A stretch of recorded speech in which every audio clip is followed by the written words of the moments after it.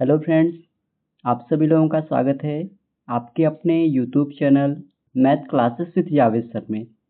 तो आज की क्लास में हम डिस्कस करने वाले हैं वीकली करंट अफेयर्स का रिवीजन, जिसमें हम लोग 9 जून से 15 जून 2025 तक के इम्पोर्टेंट करंट अफेयर्स को इस क्लास में डिस्कस करने वाले हैं। तो आप इस पूरे सेशन को लास्ट तक जरूर देखिएगा और इस वीडियो का पीडीएफ आपको हमारे टेलीग्राम चैनल पे मिल जाएगा, जिसका लिंक वीडियो के डिस्क्रिप्शन में दिया गया है। आप उसे वहां से इजीली डाउनलोड कर सकते हैं। तो चलिए आज के सेशन को करते हैं स्टार्ट।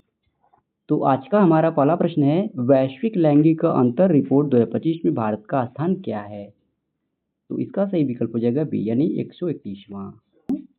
तो वैश्विक लैंगिक अंतर रिपोर्ट 2025 में भारत 148 देशों में से 131वें स्थान पर है। इसका कुल स्कोर 64.4% रहा। और इस रिपोर्ट का फ्रेंड्स मुख्य उद्देश्य है दुनिया भर में पुरुषों और महिलाओं के बीच अवसरों, संसाधनों और सशक्तिकरण में असमानता को मापना है। इसे जारी करता है विश्व आर्थिक मंच और इस बार का यह 19वां संस्करण था। बात करें टॉप 3 देशों की रैंकिंग की, तो पहले स्थान पर आइसलैंड रहा, दूसरे स्थान पर फिनलैंड, तीसरे स्थान पर नॉर्वे रहा। तो इस प्रश्न में आप लोग 2 से 3 पॉइंट याद रखेंगे। अगर आपसे पूछा जाए कि वैश्विक लैंगिक अंतर रिपोर्ट 2025 में भारत किस स्थान पर रहा, तो 131वें स्थान पर। इस रिपोर्ट को जारी किसने किया था, तो विश्व आर्थिक मंच, और इस बार का यह कौन सा संस्करण था, तो 19वां संस्करण था। अगला प्रश्न है, किसे हाल ही में डेटोल का ब्रांड एम्बेसडर चुना गया है? तो इसका सही विकल्प हो जाएगा बी, यानी महेंद्र सिंह धोनी। तो अभी रोगाणु संरक्षण ब्रांड डेटोल ने क्रिकेटर महेंद्र सिंह धोनी को अपने डेटोल साबुन, बॉडी वॉश और हैंड वॉश रेंज के लिए ब्रांड एम्बेसडर घोषित किया है। तो इस प्रश्न में आप लोग को इस ब्रांड का नाम याद रखना, डेटोल, जिसने महेंद्र सिंह धोनी को अपना ब्रांड एम्बेसडर घोषित किया है। अच्छा फ्रेंड्स, आप लोगों को बता दें, महेंद्र सिंह धोनी भारतीय क्रिकेट टीम के पूर्व कप्तान हैं और धोनी की ही कप्तानी में भारत ने 2007 में T20 वर्ल्ड कप, 2011 में वनडे वर्ल्ड कप जीता था। अगला प्रश्न है, जून 2025 में लीजी म्यांग को किस देश का नया राष्ट्रपति नियुक्त किया गया है? तो इसका सही विकल्प हो जाएगा डी, यानी दक्षिण कोरिया। तो दक्षिण कोरिया के नए राष्ट्रपति के रूप में लीजी म्यांग को नियुक्त किया गया है। वह दक्षिण कोरिया की डेमोक्रेटिक पार्टी के सदस्य हैं और 3 जून 2025 को हुए चुनाव में लगभग 49.42% वोट प्राप्त करके उन्होंने जीत हासिल की है, जबकि उनके प्रतिद्वंदी किम मुन सू को 41.15% वोट प्राप्त हुए। तो अभी आप इनका नाम ध्यान में रखेंगे, ली जेन म्यांग, जिन्हें दक्षिण कोरिया का नया राष्ट्रपति नियुक्त किया गया। अगला प्रश्न है, पीयूष चावला ने हाल ही में संन्यास लिया है, वे किस खेल से संबंधित है? तो इसका सही विकल्प हो जाएगा बी, यानी क्रिकेट। तो पीयूष चावला एक भारतीय क्रिकेटर हैं और उन्होंने हाल ही में अभी सभी प्रारूपों से संन्यास ले लिया है। आपको बता दें फ्रेंड्स, पीयूष चावला ने भारत के लिए 3 टेस्ट, 25 वनडे और 7 T20 मुकाबले खेले। आपको बता दें फ्रेंड्स, वह सन 2007 में T20 वर्ल्ड कप और 2011 में वनडे वर्ल्ड कप जीतने वाली भारतीय टीम का हिस्सा रहे हैं। अगला प्रश्न है, जून 2025 में भारतीय उर्वरक संघ का अध्यक्ष किसे नियुक्त किया गया है? तो इसका सही विकल्प हो जाएगा डी, यानी शैलेश सी मेहता। तो शैलेश सी मेहता को भारतीय उर्वरक संघ का नया अध्यक्ष नियुक्त किया गया है। उन्होंने एन सुरेश कृष्णन का स्थान लिया है। और बात करें भारतीय उर्वरक संघ की, तो यह फ्रेंड्स भारत में उर्वरक उद्योग का प्रतिनिधित्व करने वाला एक प्रमुख गैर लाभकारी और गैर व्यापारिक संगठन है। इसकी स्थापना 1955 ईस्वी में, इसका मुख्यालय नई दिल्ली में स्थित है। तो अभी भारतीय उर्वरक संघ का नया अध्यक्ष किसे नियुक्त किया गया है? तो इनका नाम आप ध्यान में रखेंगे, शैलेश सी मेहता। अगला प्रश्न है, प्रधानमंत्री की आर्थिक सलाहकार परिषद के नए अध्यक्ष के रूप में किसे नियुक्त किया गया है?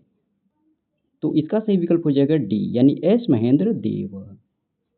तो फ्रेंड्स, अर्थशास्त्री और कृषि विशेषज्ञ एस महेंद्र देव को 2 साल के कार्यकाल के लिए प्रधानमंत्री की आर्थिक सलाहकार परिषद का नया अध्यक्ष नियुक्त किया गया है।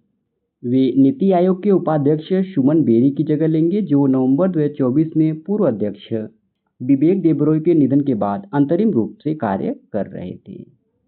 तो अभी प्रधानमंत्री की आर्थिक सलाहकार परिषद का नया अध्यक्ष किसे नियुक्त किया गया है? तो याद रखना, एस महेंद्र देव।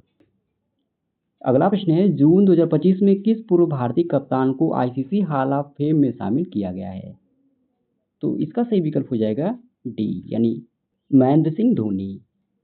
तो अभी भारतीय क्रिकेट के पूर्व कप्तान महेंद्र सिंह धोनी को 2025 के आईसीसी हॉल ऑफ फेम में शामिल किया गया है। यह सम्मान पाने वाले वे भारतीय 11वें क्रिकेटर हैं। धोनी के अलावा फ्रेंड्स दक्षिण अफ्रीका के पूर्व बल्लेबाज हाशिम अमला, ऑस्ट्रेलिया के पूर्व बल्लेबाज मैथ्यू हेटन, दक्षिण अफ्रीका के पूर्व कप्तान ग्रीन स्मिथ, न्यूजीलैंड के पूर्व स्पिनर डैनियल विटोरी, पाकिस्तान महिला टीम की खिलाड़ी सना मीर और इंग्लैंड महिला टीम की खिलाड़ी सारा टेलर को भी इस सूची में शामिल किया गया है। अगला प्रश्न है, किस देश में 51वां वार्षिक G7 शिखर सम्मेलन 2025 आयोजित किया जाएगा? तो इसका सही विकल्प हो जाएगा डी। अब कब से कब तक किया जाएगा? तो 15 जून से 17 जून 2025 तक। कहाँ पर किया जाएगा? तो कनाडा के अल्बर्टा के कनानेस्किस में। अगला प्रश्न है, भारत और किस देश के विशेष बलों के बीच पहला संयुक्त सैन्य अभ्यास टाइगर क्लॉ 2025 आयोजित किया गया है? तो इसका सही विकल्प हो जाएगा डी यानी संयुक्त राज्य अमेरिका। तो फ्रेंड्स, भारत और अमेरिका के विशेष बलों के बीच पहला संयुक्त सैन्य अभ्यास टाइगर क्लॉ सफलतापूर्वक संपन्न हुआ। आयोजन तिथि की बात करें तो 26 मई से 10 जून 2025 तक इसका आयोजन किया गया। और कहाँ पर किया गया? तो गरुड़ रेजिमेंट प्रशिक्षण केंद्र उत्तर भारत में इसका आयोजन किया गया। अगला प्रश्न है, हाल ही में आयोजित स्टीफन अवज्ञान मेमोरियल शतरंज टूर्नामेंट के 6ठे संस्करण का खिताब किसने जीता है? तो इस खिताब को अरविंद चिदम्बरम ने जीता है, यानी ए ऑप्शन सही हो जाएगा। अगला प्रश्न है, हाल ही में रणनीतिक उप सेना प्रमुख निम्न में से किसे नियुक्त किया गया है? तो इसका सही विकल्प हो जाएगा सी यानी राजीव घई। तो friends, lieutenant general Rajiv Ghai को भारतीय सेना का रणनीतिक उप सेना प्रमुख नियुक्त किया गया है। यह नियुक्ति सेना की रणनीतिक योजना और आधुनिकीकरण को मजबूत करने की दिशा में एक महत्वपूर्ण कदम है। अगला प्रश्न है, किसे 16वें वित्त आयोग के अंशकालिक सदस्य के रूप में नियुक्त किया गया है? तो इसका सही विकल्प हो जाएगा ए यानी टी रविशंकर। तो फ्रेंड्स, टी रविशंकर जो भारतीय रिजर्व बैंक के डिप्टी गवर्नर हैं और हाल ही में उन्हें 16वें वित्त आयोग का अंशकालिक सदस्य नियुक्त किया गया है। वह आयोग द्वारा अपनी रिपोर्ट प्रस्तुत किए जाने तक अथवा 31 अक्टूबर 2025 तक जो भी पहले हो अंशकालिक सदस्य के रूप में कार्य करते रहेंगे। अगला प्रश्न है, विश्व प्रत्यायन दिवस कब मनाया जाता है? तो इसका सही विकल्प हो जाएगा ए यानी 9 जून। तो फ्रेंड्स, विश्व प्रत्यायन दिवस हर साल 9 जून को मनाया जाता है। पहली बार यह दिवस 9 जून सन 2008 में मनाया गया था। 2025 के लिए इसके लिए थीम रखी गई है प्रत्यायन, सूक्ष्म, लघु और मध्यम उद्यमों को सशक्त बनाना। अगला प्रश्न है, किस देश में ब्रिक्स 2026 शिखर सम्मेलन का आयोजन किया जाएगा? तो इसका सही विकल्प हो जाएगा बी यानी भारत। तो फ्रेंड्स, भारत सन 2026 में विश्व शिखर सम्मेलन की मेजबानी करेगा जो वैश्विक आर्थिक और भू राजनीतिक सहयोग के लिए महत्वपूर्ण है। अब ब्रिक्स यह ब्राजील, रूस, भारत, चीन, दक्षिण अफ्रीका समूह की उभरती अर्थव्यवस्थाओं का एक मंच है और भारत की मेजबानी फ्रेंड्स वैश्विक स्तर पर उनकी बढ़ती भूमिका को दर्शाएगी। तो अभी आपको ध्यान रखना है, भारत यह ब्रिक्स 2026 शिखर सम्मेलन की मेजबानी करेगा। अगला प्रश्न है, किस राज्य में विक्रम सौर ऊर्जा परियोजना का उद्घाटन किया गया? तो इसका सही विकल्प हो जाएगा बी यानी बिहार। तो फ्रेंड्स, विक्रम सौर ऊर्जा परियोजना का उद्घाटन बिहार में किया गया जो भारत की नवीकरणीय ऊर्जा पहल का हिस्सा है। यह परियोजना स्वच्छ ऊर्जा उत्पादन को बढ़ावा देगी और बिहार के ग्रामीण क्षेत्रों में बिजली आपूर्ति को बेहतर बनाएगी, साथ ही पर्यावरण संरक्षण में योगदान देगी। अगला प्रश्न है, किस राज्य में भारत के पहले वंदे भारत रखरखाव डिपो को शुरू किया गया? तो इसका सही विकल्प हो जाएगा ए यानी राजस्थान। तो भारत का पहला वंदे भारत रखरखाव डिपो राजस्थान में शुरू किया गया। यह डिपो वंदे भारत ट्रेनों की मरम्मत और रखरखाव के लिए एक आधुनिक सुविधा है जो भारतीय रेलवे की हाई स्पीड रेल सेवाओं को और बेहतर बनाएगा। तो अभी भारत के पहले वंदे भारत रखरखाव डिपो को कहाँ शुरू किया गया है या किस राज्य में? तो राजस्थान में। ये आप लोगों को ध्यान में रखना है। अगला प्रश्न है, हाल ही में किस देश में पोषण पोया उत्सव मनाया गया है? तो इसका सही विकल्प हो जाएगा बी यानी श्रीलंका। तो पोषण पोया उत्सव श्रीलंका में मनाया जाता है जो बौद्ध धर्म के प्रसार और हिंदू के आगमन को याद करता है और यह श्रीलंका में एक प्रमुख धार्मिक अवकाश है जिसमें मंदिरों में विशेष पूजा और सामुदायिक गतिविधियां आयोजित होती है और यह उत्सव जून में पूर्णिमा के दिन मनाया जाता है।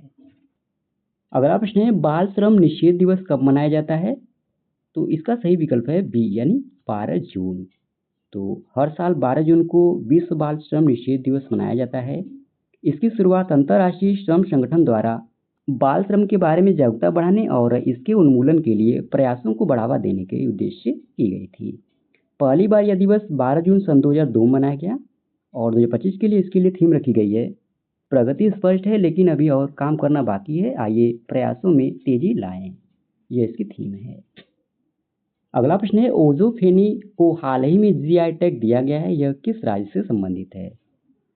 तो इसका सही विकल्प हो जाएगा सी यानी गोवा। तो फ्रेंड्स ओजीफेनी जो गोवा की एक पारंपरिक मादक पेय है को हाल ही में भौगोलिक संकेत यानी जीआई टैग प्रदान किया गया है। यह गोवा की सांस्कृतिक विरासत का एक महत्वपूर्ण हिस्सा है और इस टैग से इसकी प्रामाणिकता और क्षेत्रीय महत्व को मान्यता मिली है। अगला प्रश्न है किसी अमेरिकन मेडिकल एसोसिएशन का पहला भारतीय अध्यक्ष नियुक्त किया गया है? तो इस प्रश्न का सही विकल्प हो जाएगा ए यानी श्रीनिवास मुक्कमला। तो भारतीय मूल के श्रीनिवास मुक्कमला ने अमेरिका में इतिहास रच दिया है। श्रीनिवास मुक्कमला अमेरिकन मेडिकल एसोसिएशन के अध्यक्ष बन गए हैं जो संगठन के 178 साल के इतिहास में भारतीय मूल के पहले ऐसे चिकित्सक बने हैं। तो इनका नाम याद रखना बहुत ही महत्वपूर्ण हो जाता है श्रीनिवास मुक्कमला, जिन्हें अमेरिकन मेडिकल एसोसिएशन का पहला भारतीय अध्यक्ष नियुक्त किया गया।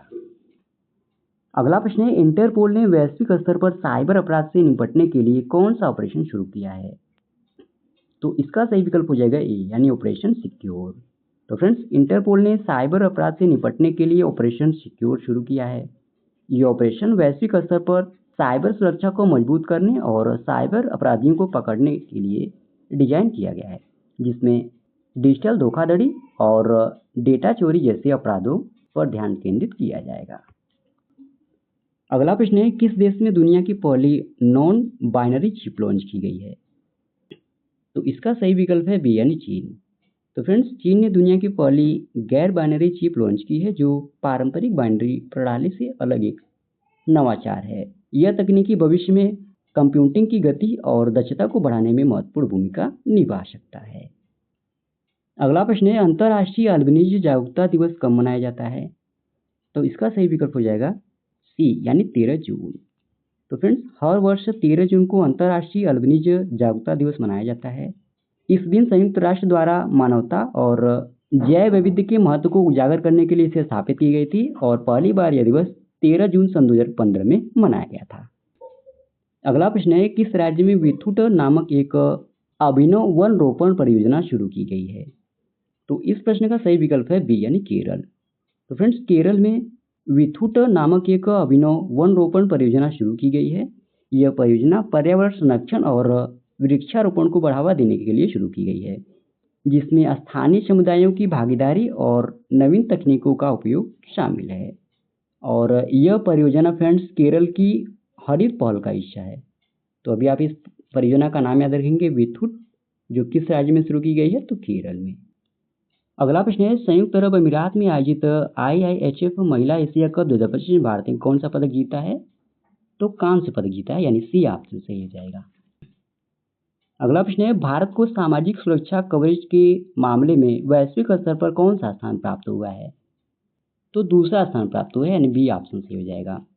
तो फ्रेंड्स भारत ने सामाजिक सुरक्षा कवरेज के मामले में वैश्विक स्तर पर दूसरा स्थान प्राप्त किया है।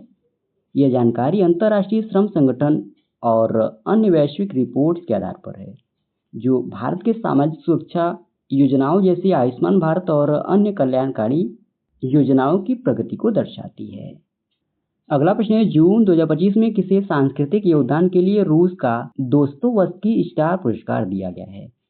तो इसका सही विकल्प हो जाएगा डी यानी जावेद अख्तर। तो अभी जावेद अख्तर को सांस्कृतिक योगदान के लिए रूस का दोस्तोवस्की स्टार पुरस्कार दिया गया है। यह पुरस्कार उन्हें 6 जून 2025 को रूसी हाउस द्वारा दिया गया था और यह पुरस्कार फ्रेंड्स सांस्कृतिक संवाद को बढ़ावा देने और साहित्यिक विरासत को संरक्षित करने में उनके योगदान को मान्यता देता है। तो अभी आपको इस पुरस्कार का नाम ध्यान रखना है, दोस्तोवस्की स्टार पुरस्कार, जो किसे मिला है? तो जावेद अख्तर को। अगला प्रश्न है विश्व रक्तदाता दिवस कब मनाया जाता है? तो इसका सही विकल्प हो जाएगा सी यानी 14 जून। तो फ्रेंड्स, हर साल 14 जून को विश्व रक्तदाता दिवस मनाया जाता है। इस दिन का उद्देश्य लोगों को रक्तदान के महत्व के बारे में जागरूक करना और उन्हें रक्तदान करने के लिए प्रोत्साहित करना है। WHO द्वारा वर्ष 2004 में पहली बार यह दिवस मनाया गया था और 2025 के लिए इसके लिए थीम रखी गई है, रक्त मांगना, आशा देना, साथ मिलकर हम जीवन बचाते हैं। यह इस वर्ष के लिए थीम रखी गई है। अगला प्रश्न है, हाल ही में संयुक्त राष्ट्र महासभा ने किस वर्ष को अंतर्राष्ट्रीय महिला कृषक वर्ष घोषित किया है? तो इसका सही विकल्प हो जाएगा बी, यानी वर्ष 2026। तो संयुक्त राष्ट्र महासभा ने वर्ष 2026 को अंतर्राष्ट्रीय महिला कृषक वर्ष घोषित किया है ताकि महिला किसानों को भूमिका को बढ़ावा दिया जाए और उनके योगदान को मान्यता दी जाए। यह निर्णय फ्रेंड्स वैश्विक स्तर पर कृषि में लैंगिक समानता को प्रोत्साहित करने के लिए लिया गया है। अगला प्रश्न है, हाल ही में किस राज्य में सीमा पर्यटन पहल शुरू की गई है? तो इसका सही विकल्प हो जाएगा ए, यानी हिमाचल प्रदेश। तो फ्रेंड्स, हिमाचल प्रदेश में सीमा पर्यटन पहल शुरू की गई है, जिसका उद्देश्य सीमावर्ती क्षेत्रों में पर्यटन को बढ़ावा देना और स्थानीय संस्कृति को प्रदर्शित करना है। यह पहल स्थानीय अर्थव्यवस्था को मजबूत करने और राष्ट्रीय सुरक्षा के प्रति जागरूकता बढ़ाने में मदद करेगी। अगला प्रश्न है, किसे आपदा जोखिम न्यूनीकरण के लिए संयुक्त राष्ट्र सासाकावा पुरस्कार 2025 प्रदान किया गया है?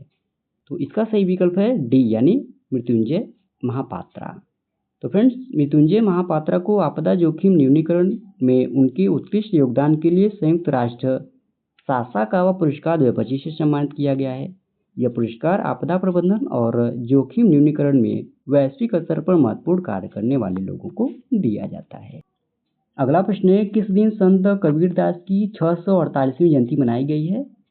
तो इनकी 648वीं जयंती 11 जून को मनाई गई है, यानी बी ऑप्शन सही हो जाएगा। अगला प्रश्न है, पंचमढ़ी वन्यजीव अभ्यारण्य किस राज्य में स्थित है जिसका नाम बदलकर राजा भभूत सिंह वन्यजीव अभ्यारण्य रखा गया है? तो यह अभ्यारण्य मध्य प्रदेश में स्थित है, यानी ये ऑप्शन सही हो जाएगा। पहले इस अभ्यारण्य का नाम पंचमढ़ी वन्यजीव अभ्यारण्य था और इसका अब नाम बदलकर राजा भभूत सिंह वन्यजीव अभ्यारण्य कर दिया गया है। अगला प्रश्न है, किस देश में बहुराष्ट्रीय सैन्य अभ्यास खान क्वेस्ट के 22वें संस्करण का आयोजन किया गया है? तो इस सैन्य अभ्यास का आयोजन मंगोलिया में किया गया है, यानी ए ऑप्शन सही हो जाएगा।